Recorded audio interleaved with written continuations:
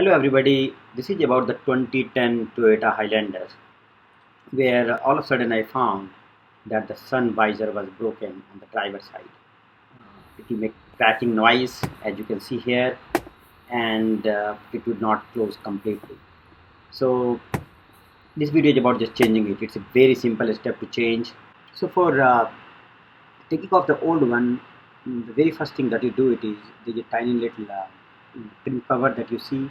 You have to pry that open, maybe with a knife or something soft but sharp, and then you have to slide it out from. So that should expose two screws that you have to open with a Phillips screwdriver, and that's it.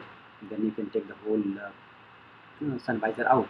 Unfortunately, I have the video which I already did once I have already taken off the visor. Here is the picture of the old and the new one. The one on the top is the new one. The one on the bottom is the old one. I got the new one from Toyota.com website. I will include the link in my video description, and it costed me $122 plus $10 for shipping.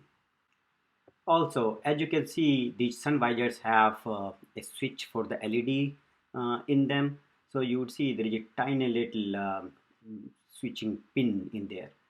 So assembly is just the opposite of disassembly. You just put it back. Be very careful so that the pin fits into the kind of socket hole in there, and screw that in and put the trim back carefully, and you are all set.